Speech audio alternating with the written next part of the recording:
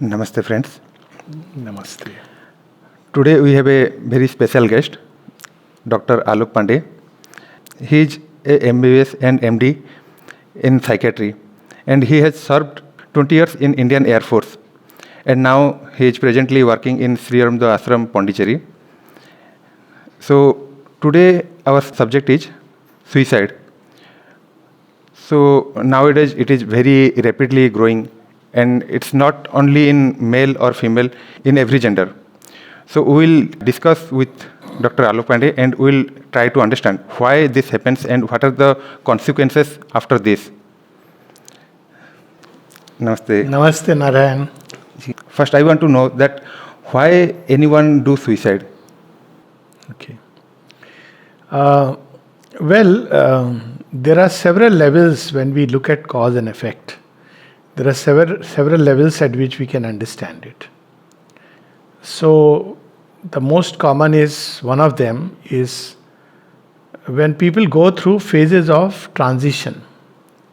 So, they live in a certain way, suddenly everything is upset, and there is a big change, and then suicide becomes very high. For example, during adolescence. So in adolescence, people are transiting from childhood to a new way of life, and it can be very unsettling. Then again, old age. So all periods of transition are very stressful, and the transition may be a good transition also, because you have to adjust to a new way of life. So all these are critical moments. They are moments which can be taken as crisis. And there are two ways through which people navigate in crisis. One is they collapse. They don't know how to go through it. Or second, they grow through it. So the whole idea of suicide intervention is not just helping them come out of that state, but importantly to teach them that this crisis is an opportunity to evolve and grow. That's why crisis comes. This is one part. But psychologically and sociologically, suicide has been divided into several categories. One of them is fatalistic suicide, where you feel that now I am helpless, hopeless, fate has chosen to inflict pain and injury on me, and there is no way out. So ultimately, suicide is a cry in a state of despair. And it is characterized by two things. As psychiatrists, we look for these two things along with depression. Depression is the number one cause. We look for hopelessness and helplessness. If these two are there, then the risk is very high. And another kind of suicide is anomic suicide, where anomy can be good or bad. Anomy is particularly in today's time. You are in a place, you are not identified with anything, anybody. There are children who go through that. They feel lonely, they feel in a house as a child they have grown up, but suddenly they feel we no more belong here. And in this anomic suicide, there is also a kind of phase when people go through a existential crisis. They are exploring. See, till adolescent, you are your mama's or papa's child, often a favorite child. But when you enter into adolescence, nature wants you to discover yourself, and you don't know. That time it can be very unnerving. So anomic suicide is when you feel lonely, alone, and this lonely alone is not just physical, but psychological. So loneliness is a very big problem in today's times, especially because the joint family in India, which was a big buffer, has broken down. And along with joint family breaking down, there is also society has become, I must say, a bit very self-centered. Also because everybody is too busy. And because of that, they are in the race and everybody is wanting to outdo somebody else. So all this has brought the stress of loneliness. So this is another cause. Third cause is ego, what is called as egoistic suicide, not the spiritual ego. But in egoistic suicide, you had a name, you had a place in society. Suddenly, for various reasons, either supposing you are a big businessman, you suffer heavy losses, or you are in some good position and you lose it, then there is a high risk of suicide. And fourth is altruistic suicide, Altruistic suicide is like Japanese committing harakiri. That's not technically, though we include it in suicide, but I must add something just in a couple of minutes. There are a lot of phenomena which look like suicide, but I would not like to include it in suicide. In Western literature, people go by the act. So if you have killed yourself, it's suicide.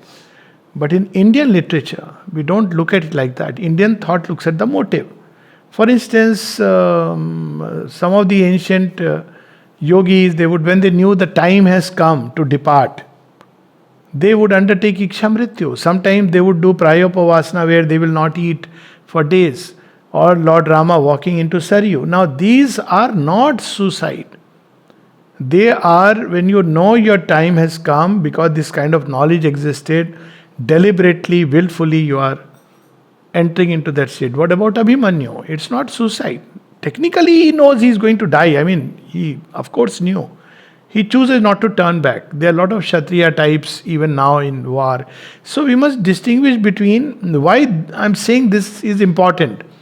Because though technically these are all acts of self-harm, willful self-harm, that's how suicide is defined. But the consequences are very different spiritually and even materially. So this is the broad spectrum, but number one cause is of course depression and another psychiatric illness which is known as schizophrenia. But most common is depression in terms of illness.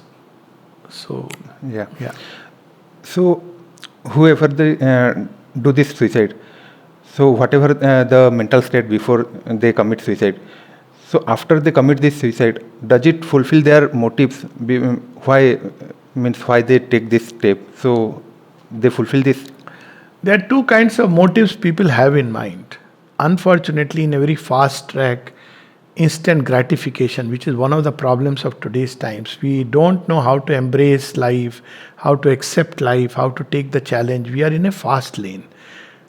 So, in that age of instant gratification, the motives are also instantaneous. What is the instant motive? I am feeling depressed, I am feeling lonely, let me just come out of it. It's because there is a lack of spiritual education in our curriculum. So as a result, what happens is that people just want instant gratification. When that is not there, they commit suicide. Very evidently, this is not only sad and it is cowardly act. From the spiritual perspective, it is regarded as the most heinous act. Okay. Why it is regarded as the most heinous act? Just imagine in Isha Upanishad, which is just one of the shortest Upanishad with just 18 verses. It has one sloka dedicated to that out of 18. So it says that, those who asurya nam te loka pretya bhigachanti chat manohana, those who are slayer of their self, they go into dark, sunless world. And that is where it comes, the motive is important. You want to escape from life, challenges of life, pain of life. You cannot escape by this route, that is for sure. Now, again, as I said, in Indian thought, there are many beautiful things. One of them is rebirth. So, rebirth can work both ways. One of them is that maybe if I give up life in this life, my problems, I'll come back and start in a nice way. In the Western thought, there is no idea of rebirth, but again it works both ways. One of them is that, okay, once I get rid of the problem. But in Indian thought, what rebirth means is that if you have left something unfinished, you have to face it. Because nature is not mechanical, it is a conscious force. So you have a challenge of life, you say, I don't want to take it. Nature will push you harder and harder until you take the bull by the horns, when it will become more and more difficult. So those who commit suicide, firstly because the state of departure is very important in Indian thought. So if you are in a dark state, when you are full of depression and sense of self-harm, concentrated upon the small little things of life, then you gravitate into those worlds the moment you leave the body. By law of attraction, there are many worlds. You will be drawn towards that. And when you go into those worlds, as the Upanishad says, sunless world, dark world, because you are in a dark state, full of negativity, full of self-depreciation. So there are worlds from where these things are projected. We can talk about it a little later. What does it mean? And nature does not let go of you, because nature knows that the soul never dies anyway. So it will come back with the challenge under much more serious and difficult circumstances. So whoever believes that this is the end, no, it's a much more difficult beginning that we are doing for ourselves. Second, you must have heard that it is considered as a sin. Now in Indian thought there is no conception of sin. But certainly imagine you have certain work to do, you have certain responsibility towards people, towards yourself, towards people, towards those who love you, whom you love, and towards society. Now what happens when you cut all these threads abruptly? It's not just about you. There are people who depend upon you. You have just not bothered about them. You're like a person who just doesn't care about anybody except oneself. That's why it is said from the spiritual point of view, depression and suicide especially are states of acute and extreme selfishness. See, what are the thoughts in depression? Nobody loves me, nobody cares for me, nobody understands me. Why? I am the center. I can love someone, I can understand someone, I can give my love to people. There are so many deprived of love, but instead I want for myself. So it is a state of egoism, and what it does, it makes us small and narrow, like in a hole. And the smaller, narrower we become, the more we suffer. This is the truth of life. You will see when people are in extremely agitated state, they are thinking only about themselves, their gain, their loss. And whereas those who are generous-hearted, who are wide-hearted, who know how to forgive, who know how to understand that people have their own difficulties, who know how to accept life, embrace life, take the challenge of life, they go through life beautifully. So it's a question of education, heredity. People in their homes, they see certain behaviors, extreme anger when they face, that's why childhood trauma, anger. Why? Because suicide is anger turned towards oneself and others. You're very angry with someone. How would you like to punish? By taking this extreme act, because somebody will feel guilty. How long? After some time people will forget. So it doesn't serve. And then it is also anger towards yourself, anger towards God. And anger is one of the number one destructive forces in the world. So all this is very unfortunate, and I feel that we talk about suicide prevention, suicide cells, but you have to tackle this problem. It is about attitudes in life which should go right as a child is being grown up. Most important to take all the challenges of life and grow through it. That's what life is about. Yeah. Mm-hmm. So basically means whoever commit this suicide, so initially they thought that after the suicide, whatever the pain he is suffering or she is suffering, so they will relieve from this pain. But after committing this, they will not relieve from this suicide. This is one. Unfortunately, most of the time people don't think. What happens, I'll tell you how the whole process works. As long as you can think, especially discern, you will never do this. So there are forces which will first steal that. So your whole mind, your buddhi is turning upside down. So thinking itself is taken hold of by certain forces of nature. We'll talk about it a little later. So you can't think properly, logically, in a correct way. Things become exaggerated. Small problem. For instance, adolescents, people have a heartbreak. They feel rejected and they feel this is the end of life. If they waited another 5 years, they would have said, oh, I was so foolish. Isn't it? They would laugh at it. Just as you are smiling now and I am smiling now. But during that time, it is the end of the world. If they failed, they would think, finished, now I cannot do anything. But If you wait, you discover that, well, I am meant for something else. There are another door opens. So they cannot think properly. But at the same time, while they are wanting to commit suicide, it is said, and this is so true, that they are basically still seeking help. Somehow they still expect somebody will stop me, somebody will listen, somebody will understand. And this suicide prevention, or this is one of the crucial things, why you have helplines. What do helplines do? So that somebody you can call, you feel extremely suicidal and you call somebody. All that you require is a patient hearing. You can talk a person out of suicide, this is true.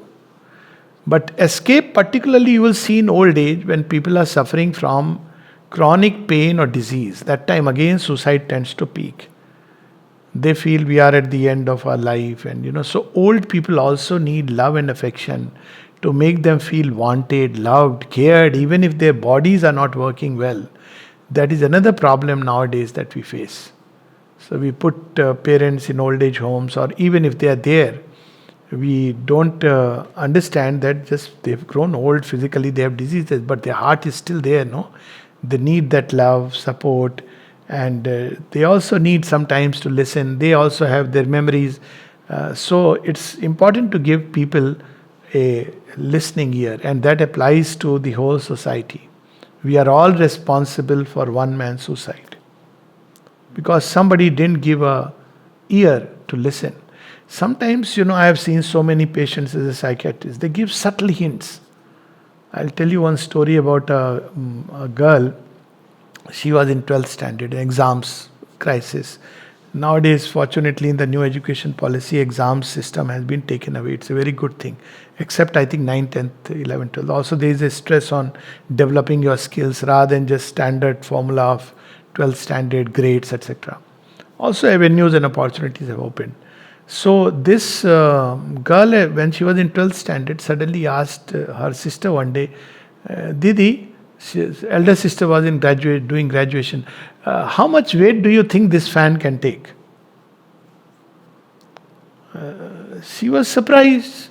She randomly said something. Then she just mentioned it passingly to the mother. Mother scolded the child. What is this you are thinking all this? Focus on your studies. Next day she committed suicide by hanging.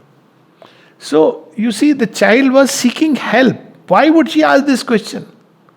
They give lot of indications. We have to pick up. As a psychiatrist, we are trained to pick up. Still mistakes happen. Sudden change of behavior. Sometimes people write a last note. Sometimes suddenly they are as if bidding farewell. Very many, I have seen a whole variety. One patient coming to a doctor and saying, okay, ठीक है, देखते हैं. If we meet, when we meet. Now you see, these are very, very subtle hints. One has to pick up the distress in people. So these are the indicators. Obviously, there is no escape from this creation. That's a big story. I don't want to get into it. But if you want to find escape route of life, then escape from weakness, escape from ego, and face life. This is the way creation is made, that you have to face challenges and grow. Every challenge and crisis is an opportunity. But that very few understand. Usually the will is very weak. Then after stealing away the right thought, turning the thought, these forces steal your will. Steal, S-T-E-L. I wish they could S-T-E-E-L. They steal, चोरी कर लेते हैं. तो will जो होती है ना, वो ऐसा लगता है, even if a problem is not that big, it appears insurmountable. Why? Because these forces are influencing first the thought. So thoughts are exaggerating the dark side of life. Everybody has some. But it's like you are seeing only the dark spot. You remember sometimes your attention goes constantly on the dark spot. Then this rob your will. So will becomes perverted. It keeps working in the direction of let's finish it. Whereas the will could take it that okay, whatever be the difficulty, I'll take the challenge. Then they rob faith. And last thing that they rob is hope. That's why hopelessness and helplessness. So the question is, who robs? Why I am using this word? Very clearly, if you see a person and this change of behavior and this decline through depression or this suicidal impulse, finally, one can see that there are forces which take hold of our mind and heart and life and even physical body, compel us to do things. When people come out, they themselves wonder. Sometimes I have seen people say during that state, it's not me, but I can't help it, I am possessed. They see dreams. So I do completely believe, apart from being into the spiritual path and knowing about these things, but I would say even logically, if a scientist looks at the phenomena very impersonally, he will be compelled to conclude that there are forces beyond our reckoning which compel us to do things, compel us to think in a certain way and feel in a certain way and will in a certain way and push us on the edge. And this is very important for interventions. Because right now we are only thinking as biological heredity and chemical mechanisms, but we are not thinking of the occult dimension of illness, especially suicide. It is an attack by the hostile forces, as the Vedic rishis would say. Yeah, and sometimes also the person who want to suicide, I have seen that they are also not aware of that, their mindset, and we can say the person suffering from depression, they himself also don't know that he is suffering from depression. So like that also it can be. Yes, there are two things here. One is unconsciousness, where they don't know what they are going. They're feeling restless, agitated, generally unhappy, not knowing. But there is also a state where it is not because of depression, where like schizophrenia, what we call. Again, I don't like to label people with names. But what to people is schizophrenia, to me is a very clear influence and sometimes actual possession by these forces. So they don't know. Definitely they are not depressed and they are fine one moment and next moment they get an impulse. But that is where suicide is impulsive. So suicides which are impulsive, they are generally because one is fully possessed by these things which are schizophrenia, for instance. And premeditated, well thought suicides are generally depression. Early morning, that's the most dangerous time of the day. Why? Because night is the time when these forces are very active. Night before dawn. So most suicides, depression becomes much worse at that point of time. People feel very lonely, alone, and that's when the risk is very high. So why this misconception is there among us in human society, like suicide is the solution of all problems? Lack of education. See, the thing is that what do we teach children in school? We teach them memory, we teach them how to succeed, we teach them how to eventually find a good job. What is the emphasis of parents and teachers? Job. And why job? Money. Not as a job as an expression of who you are. Job, money, outer success, ambition. Even parents, they feel very proud when they say, oh, my child got 95% or I don't know, now probably 99%, I don't know. So when you do like that, you are feeling very proud today, but what you have done, you have put the child unwittingly in a wrong track. And other way also, when children don't do well, they feel very hesitant even to, talk about or introduce. So parents, number one, because they are stress on only vital success, material enjoyments, money, good looks, all things which are outer. So the more we live life outwardly, the more we'll think problem is outward, solution is outward, and we take these steps. And it's because of lack of education, lot of unconsciousness, parents, teachers, all of them. Yeah, here also I want to add one incident. Like in school time, I had a junior, 1 or 2 year junior. He's like a younger brother to me. So he completed 10th with good marks, and he has a environment of very good family. And after that he go for +2 science. Then after plus 2 also he cleared with a good number. Then he joined in BTech. But in BTech, in first year, he back with one subject.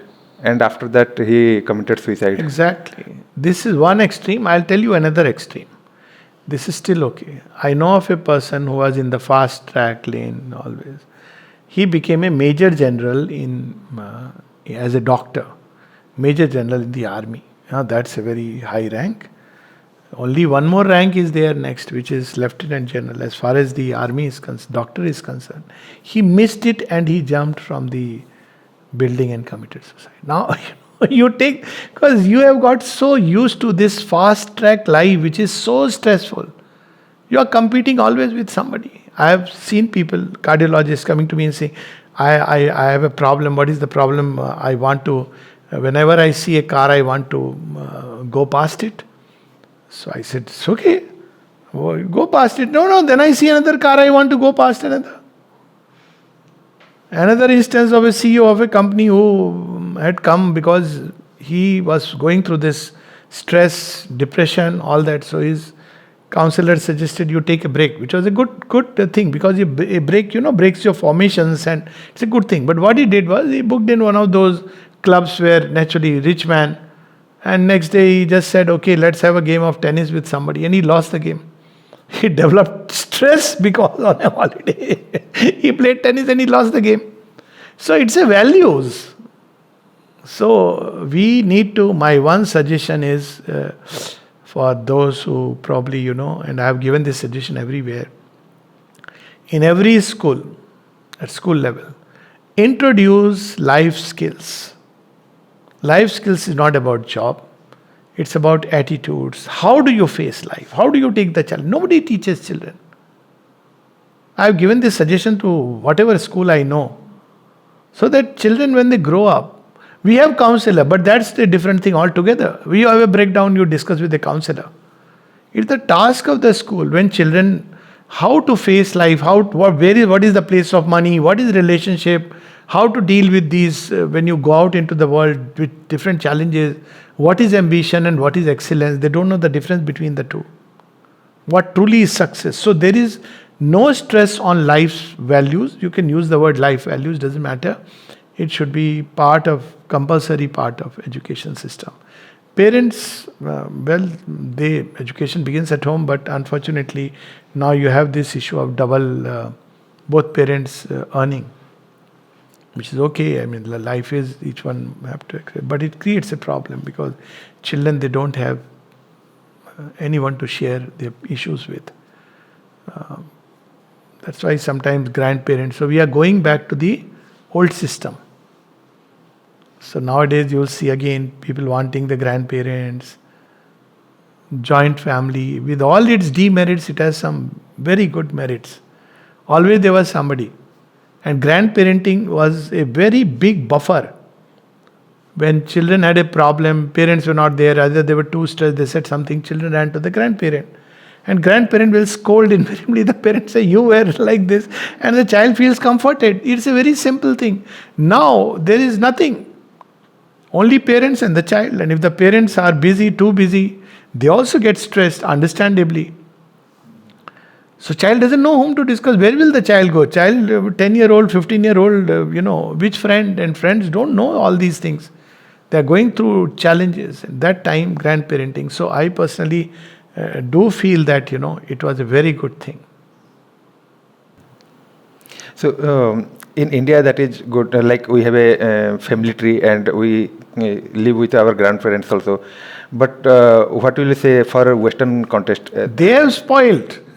All this India has been spoiled by this thought. All this idea of, express your anger, you are a free person, do this.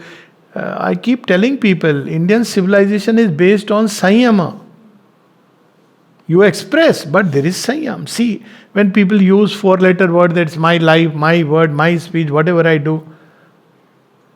Until I actually go and hit somebody, we are teaching them aggression, which is McDonald's, Swiggy, sorry to say, but instant food.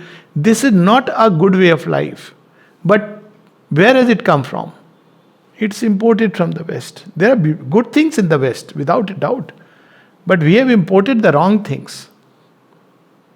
Just as when they come, they see our difficult side, which we also have our. So definitely, in the Western world, they are turning, they are beginning to realize, it still takes time. They have to evolve in their own way. But definitely, one should take a leaf or two from Indian thought, and this social sense of society, community building. Many of the festivals, people often say India has too many festivals. Festivals were such a good cushion. No, together celebration, Holi, Diwali, and God knows every puja. We don't realize it has many other good effects. One of them is that you felt supported by the group life. Even if somebody said that, oh, you didn't do well, somebody, auntie will say, "Arey, koi baat nahi hai." So you had that support, commune system, community living. So they should also, I think, instead of us taking, we should send some good ideas. Yeah. So I have seen a statistic like age compared to female, male suicide is more. So why this happens?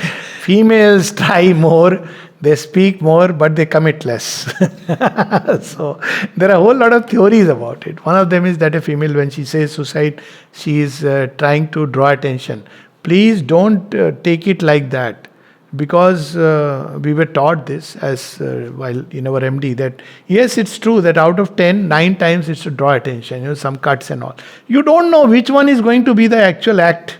So don't take it lightly. Even if she wants attention, what's wrong with giving a little attention? I just don't understand this idea. She may want attention, it's okay.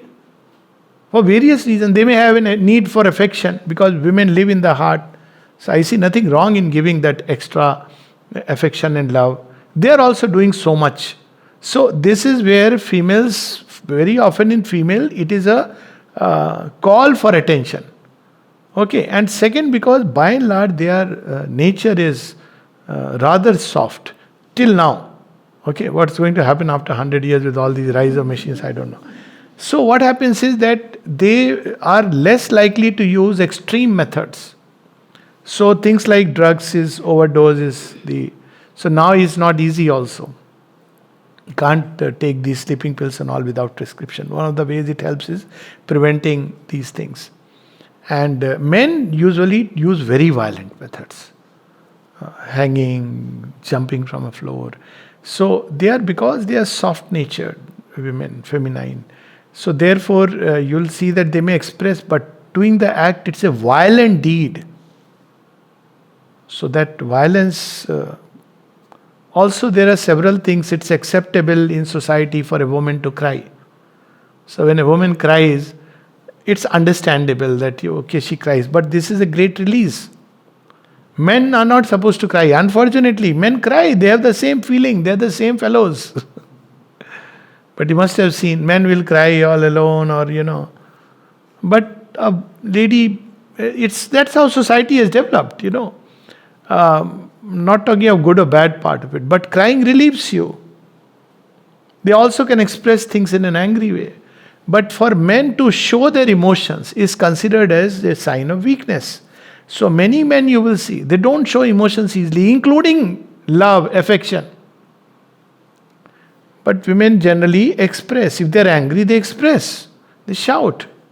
Which is good, at least they have released that, Men would be angry, but they will end up doing some silly act like, hitting their head or going out and drinking, which makes it much worse because drinks aggravate their... whatever mood you are in, drinking is going to make it much worse. Equally, because of that extreme violence, they can resort to these number of options they have. So yes, women, it's more common. Speaking of statistics, so there is a very nondescript country where suicides are minimum. Cyprus. Heard about it? Greece also. But India, fortunately, is not ranking among the topmost suicide country. I think it is 48th or something like that. It's not very high. But if you compare the states, then Sikkim and Tamil Nadu, very high. Kerala, and unfortunately, Union Territory of Pondicherry. Delhi is the highest, and Pondicherry is next. Union Territories, very high. And there are several theories about it, but let's not go into speculations. I have my own reasoning about it, but anyways, quite high.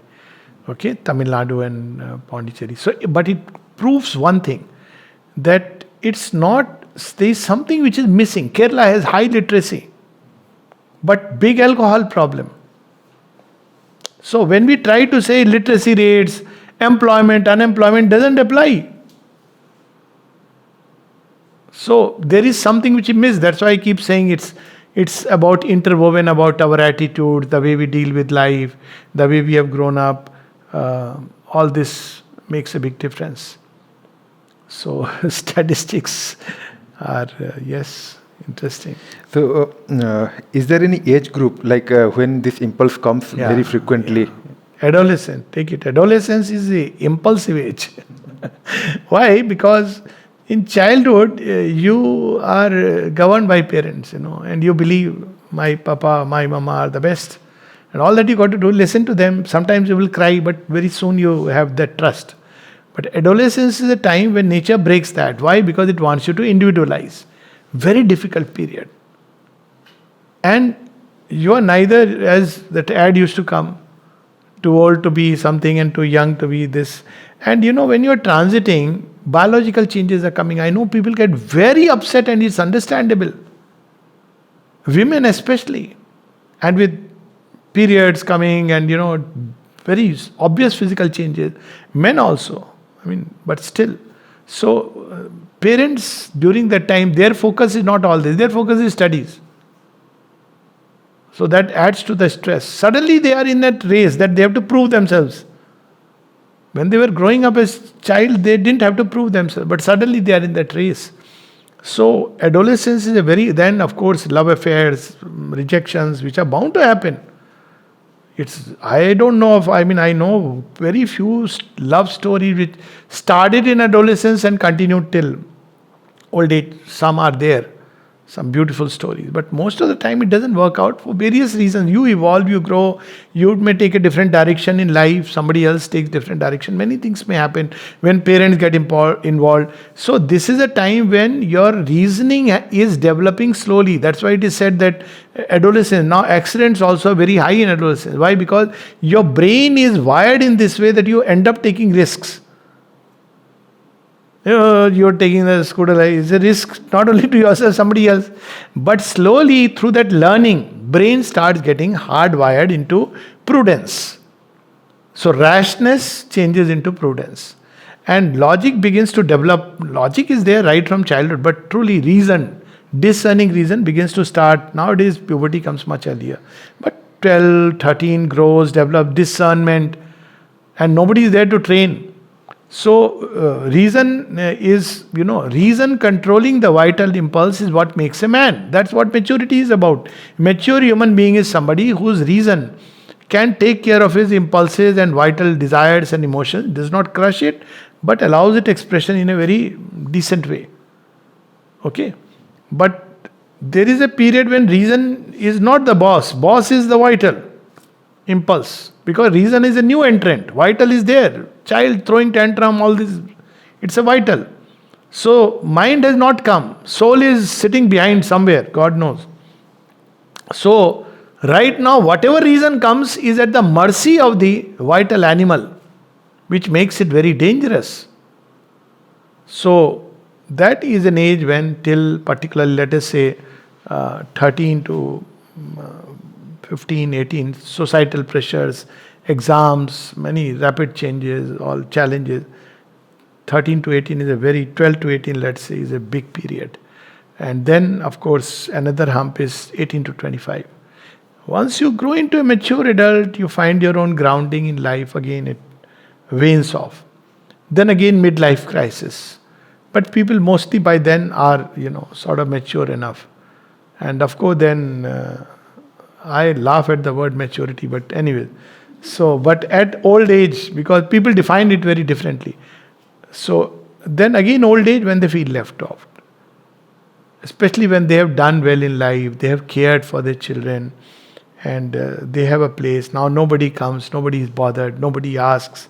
So that is a time when suicide. But old people cannot execute easily because it takes a lot of effort. So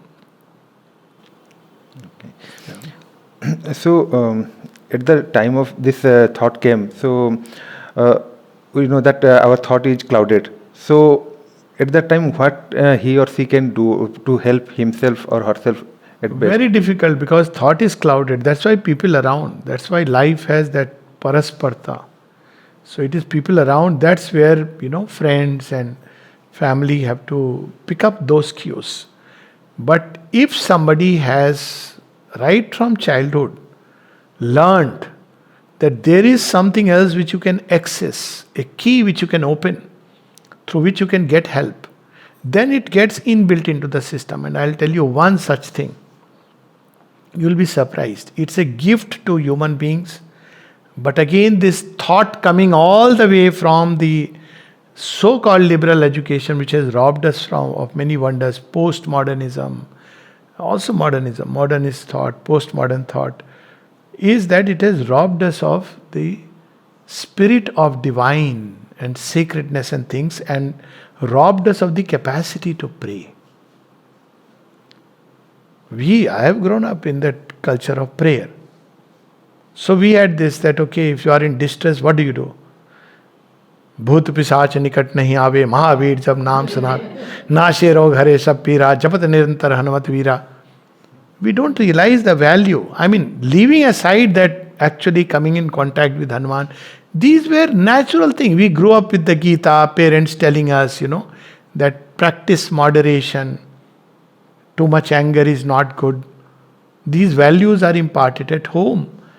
Gita should be a household thing, and I have been an advocate. I have spoken in national education seminars. Make Gita compulsory in school.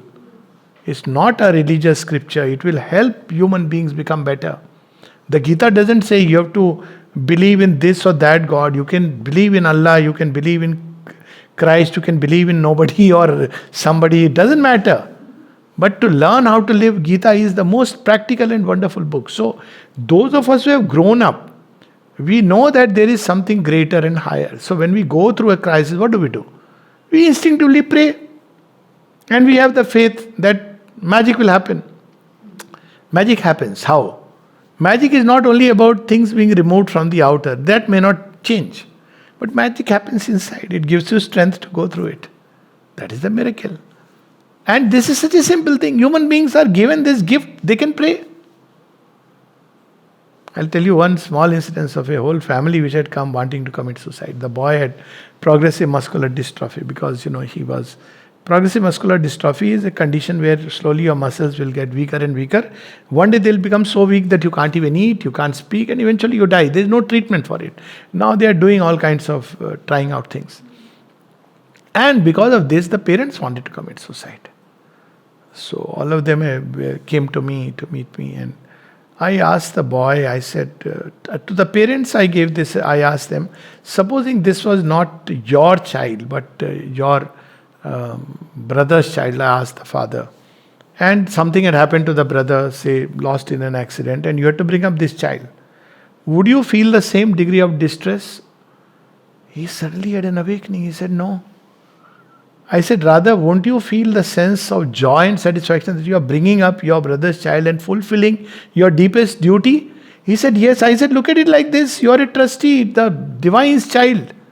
Their life changed instantly. But this boy was wonderful. So I asked him, why you want to... He can't commit because he's already chair-bound. 12, 13, 14-year-old boy. I asked, okay, what makes you depressed? He said, because I can't do the things children my age do. So I asked, what are the things you cannot do? I cannot climb the trees. I cannot play cricket. I cannot ride cycle. These were the 3 things he told me. I said, and what are the things that you can do? So he thought for a while. Then he says, I can think. Good. Then he says, I can pray. On his own. He is coming out with this. And I said, and third thing, because I asked for 3 things. After some thought, he says, I can meditate. I said, do you think you can do them better because you are not distracted by these things? He said, yes. I said, so we'll start doing this. So whenever I would meet in sessions, I would develop this part. What have you thought? So I told the parents, whatever he speaks, because he can't write now, his hands are becoming weak. You write. He started writing some kind of a poetry. He felt so much that, there is a purpose for which I'm living. See, writing a poetry, thinking, these are purposes which will outlast a whole lifetime. I said, make him read certain things. You can read aloud. He could read, of course. Holding a book was different. So slowly, then he started taking interest in watching cricket. So basically, to give a purpose, a meaning, a deeper prayer, meditation, all this is lost. All this is coming from the other side of the globe. This idea that, there is nothing like that, this kind of thought which, I don't want to use political ideologies, but I can tell you this kind of leftist thought can destroy civilization. It is so dangerous. It promises us roti kapda makan, but it takes away from us our heart and soul. It is typically the case of selling your birthright for a pot of porridge. Esau and Jacob's story in the Bible. Because it focuses, then violence. Snatch it. Revolution comes by the barrel of a gun. What kind of a weak thought it is. You see somebody doing well, okay, I agree. Put in double effort, prove, take the challenge and do it. How did Arjuna do what he did? He was literally outcast, all of them. How they rose and ultimately with his practice, sustained effort. That's what life should be. So it's again we go back to the same thing. Education, education, education. Of course we use medicines as psychiatrists, all that is a different domain altogether. So this should be my last question maybe. What happens when one commits suicide? What happens after the death? So again, to the material scientist, to a typical biological based psychiatrist, nothing happens, you die. So I find it so silly. Then what are you intervening about? You let him go freely. So obviously that is an absurd thought. It takes away the whole meaning and sense of life. So obviously, but spiritual thought has a lot of things to offer about it. Whatever, the Gita says that, and it is known in mystic literature, whatever is your state of thought at the time of death, you enter into those worlds. By you, I mean the soul enters into those worlds, no more in the physical sheath, but in the vital sheath, emotional sheath, then the mental sheath, but mental sheath comes later. So if you are extremely agitated, depressed, full of hate, anger, spite, full of ill will towards other, this person did this to me, this person did that. You have not been able to forgive, you have not been able to clear your heart. So you will go down toward these dark states. Forget about heaven, hell.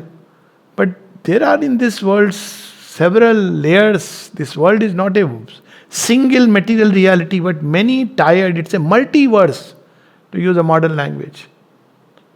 And it is logical. If you look at creation from the heights to the base, or look at from the base, there would be many steps, stages. But I am not going into this whole thing about many worlds. But there are many worlds, say the Upanishads and the Vedas. So you enter into the dark worlds. And you can get badly trapped there because they are beings who, you are jealous now, it'll prick you. And you don't know how to escape. When you are living in the body is such a protection. You can ask help. But when you are away, whom will you ask? Whose number do you have? Who is, you are surrounded by those beings. Who can, like people who have brainwashed and went to fight with the ISIS. As long as they were here, people didn't bother. They should have taken care that my child is taking to an ideology which is extreme, which is so dangerous. You can see it all over, bombs and killing and all this is so dangerous. But that time nobody, then when you go there was a whole movie based on that. I forget the name. Huh? No, where this lady has gone to Afghanistan and then she finally comes back. Kerala story. And it is so true. You are caught there and you are stuck there. Then you can't ask help because you won't find that world is full of these beings. So this is why it's so important, whatever is your state. So that's why it is said that in our culture, that the state during death is so important. So you should surround people with beautiful thoughts. We used to play the Mahabharata, the Ramayana, or Gita particularly when people are departing. Now the thing is, if somebody has done it, okay, because you can get logged for a long time, and it's such an extreme act. Two acts are considered from the karmic point of view the heaviest. One is suicide, which is the heaviest, because you have not only cut your own life, all who depended upon you for emotions, for your kartavyam, all of it, your evolutionary journey, even if nobody depended. So you have tried to cut all this, it's a grave. All these threads recoil back, and you carry the load. The pain of the parents, the pain of children, the pain of your wife, husband, however much you may fight, you have left them in the lurch. And naturally you go with a very heavy karmic load. Suicide is the worst. Second is murder, killing. So these are regarded as utkat karma, whose impressions can last for 3 to 7 lives. That means in the next life you will have a proclivity towards it. So that's why, as I said, so much has been talked about it in spiritual literature, which people are not. We see on the house suicide bombers and this, that, blowing for what? For killing innocent people. So you are both ways. You are killing yourself and you are killing others. It's a very, very grievous, and Shubhendra describes this, the world of falsehood in Savitri toward the end. So all this education is not there, unfortunately. So they enter into that state, but again, what about those who die in bombing? And of course, this is a very, because any sudden death, accident, bombing, especially youngster, you're confused, you come out of the body, you're still there, but the body is not there. And you want to enter, you can't. So during that time, it's a very terrible state, because you are locked in a vital world where all kinds of forces, especially if there is a mass death, so you become like a plasma cloud, because body is an individual shelter. It's your own house. When the house is broken, let's say there is an earthquake, everybody is together on the street. There is no your house. So there is intermingling taking place, which is not a good condition at all. That's why in India you had this custom of, Shraddh. First, when such a death takes place, there are proper occult rites. But even if you don't have that, whatever has happened now, don't get into lamenting and grief, but pray and pray and pray. Surround that, because it's not cut off and departed. There is a time when the soul is still hanging around. So surround it with beautiful music, with beautiful, mantras. Create an atmosphere in which the soul may maybe stay for a while, get nourished. And then yes, Shraddh ceremonies and rites were there, basically to help this passage. Even collective ceremonies. See, that's what happened in Corona. People were dying young, dying in fear. And so they were thrown out of their bodies, and even sometimes these ghost phenomena. And they are confused. The vital is confused. And it doesn't create a good atmosphere. In India, that is why we burn. Because when you die, even normal death, these elemental energies are thrown out. So fire destroys them. So giving to fire and with all this mantrochar, all this has a very pacifying effect, because, well, though the person has gone, but the person is not fully gone, because he is still hanging around. So do things which will pacify. Even tell, we are not angry. Whatever you have done, now you go peacefully. Find your destiny. Our love is going with you. Mother has spoken about people meditating together with love and peace. If family members can do it, very good, but they are all in grief. That's why you have to call others who can do this puja part home, but it's not really necessary apart from the occult aspect. So all these are things about after death which modern science is completely ignorant about, because it is based on this idea that matter is the sole reality. But occult science, spiritual science is very much aware of this, because it it had developed ways and means to probe into the afterworlds through yogic vision, through mystic lore, and therefore there are mechanisms and methods. So, state of death is very important. What is the state in which you die? Yeah. Okay, so thank you, Alok. So, anything you want to add more, like for those who commit suicide, or anything you want to add from Indian context? I would say one sentence, which is from the mother. You want to die, die to your ego. Die to this false identification of yourself with just this little, I am just this body, I am just this vital. This there, it's an instrument. I own a car, I should take care of it. But I am not the car. This thought should go from childhood. That body is important, you need to take care. Vital strength, energy is important. Emotions are important, thought is important. But I am none of these. This is the unique thing about Indian thought. That whether, see, the Western thought would say, I think, therefore I am. Okay. Not all Western thought, but this how it is. That's why freedom of speech is considered as the highest. We say, I am, therefore I think. So first thing important is not freedom of speech and freedom of expression, but freedom of the self. And it can come from childhood, these values can come. I have grown up with this and I'm sure unfortunately it has been lost. Mahabharata, Ramayana, people think it's all superstition, it's all magical, myth. Who said they are myths? Try to understand. So those values should come back.